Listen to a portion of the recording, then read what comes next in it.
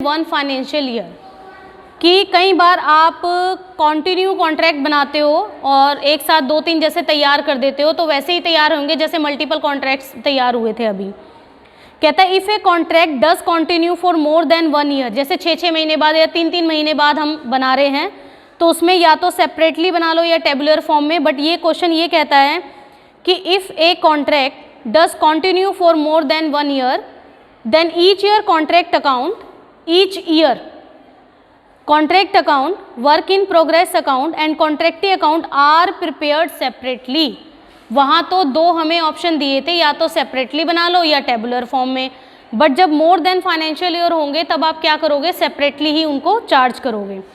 In all accounts balance of current year are carried forward to the next year. Most important line, in all accounts balance of current year are carried forward to the next year. ये क्या कह रहा है, ये कह रहा है मान लो पहला अकाउंट आपने बनाया, जो इस साइड का जितनी भी आइटम थी ना, जो हम transfer to store, return, work certified, uncertified लिखते हैं, मतलब ये उसका क्लोजिंग है।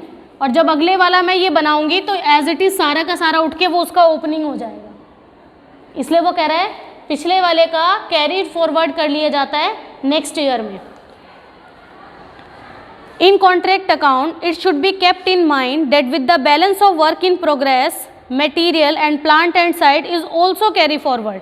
कह रहा है जो वर्क इन प्रोग्रेस आप निकालते हो ना, उसको भी कैरी फॉरवर्ड कर लिया जाता है। तो देखते हैं क्वेश्चन में आपको कैसे पता लगेगा कि कैरी फॉरवर्ड कैसे होते हैं। आपने सबसे पहले कॉन्ट्रैक्ट नंबर 1 बनाना है, मतलब कॉन्ट्रैक्ट अकाउंट और ईयर फर्स्ट, ईयरली बन रहे हैं ना ये, देखते रहो। मटेरियल इशूड 1,20,000 डेबिट में, डायरेक्ट वेजेस डेबिट में, डायरेक्ट एक्सपेंसेस 5,000 डेबिट में, 2,000 इनडायरेक्ट आ गए। वर्क सर्टिफाइड 2,35,000 क्रेडिट में, अनसर्टिफाइड 2,800 क्रेडिट में, प्लांट इशूड डेबिट में और मटेरियल एट साइट क्रेडिट में।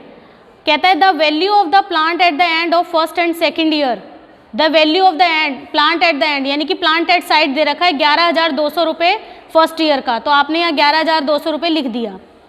अब मैंने जब इसको चेक किया, ना तो प्रॉफिट हुआ ना इस पर लॉस हुआ, दोनों का बैलेंस आपस में मैच कर गया, तो ये तो यहीं पर क्लोज हो गया, ठीक है।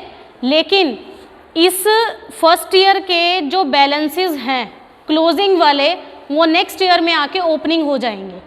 तो देख लो मैंने एज इट इज़ यहाँ लिखे होंगे, ये ऊपर के सारे उठा लिए, 2,35, 2,800, 11,200 और 2,000 रुपये, ठीक है। सबसे पहले इन्हीं को उठा लिया ताकि मैं भूल ना जाऊँ, इनको कैरी फॉरवर्ड कर लिया।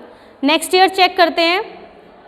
सेकेंड ईयर में मटेरियल इशूड आपका 1,45,000 है डेबिट में, डायरेक्ट वेजेस डेबिट में, डायरेक्ट एक्सपेंसेस डेबिट में, इनडायरेक्ट वाले डेबिट में, सर्टिफाइड डेबिट में, अनसर्टिफाइड क्रेडिट में और अनसर्टिफाइड क्रेडिट में। अब की बार प्लांट इशूड नहीं दे रखा, मटेरियल एट साइट क्रेडिट में 5,000 रुपये और 7,000 वो वाले दिए जो प्लांट एट साइट के सेकेंड ईयर में मुझे स्टेटमेंट में दे रखे हैं।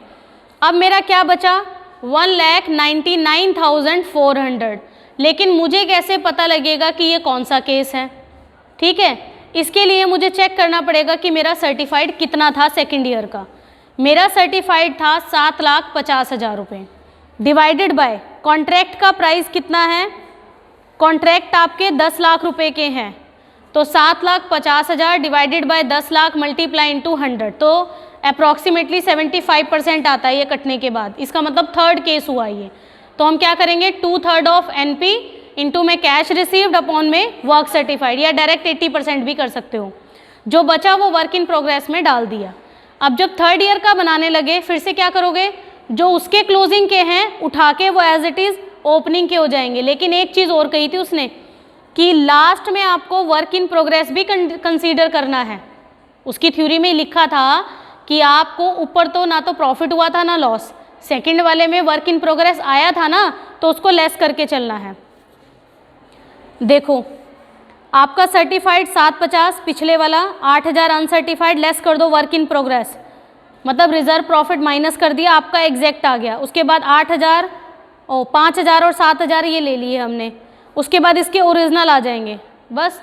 और ओरिजिनल आने के बाद जब मैंने चेक किया तो मेरे पास क्या था, प्रॉफिट था 1,33,553 रुपये का। इस केस में मुझे ऐसा लगता है कि शायद फर्स्ट केस होगा, तभी ये यहाँ पर क्लोज हो गया। एक बार चेक कर लेंगे, थोड़ा सा और क्लियर हो जाएगा। सेव कर दो वीडियो।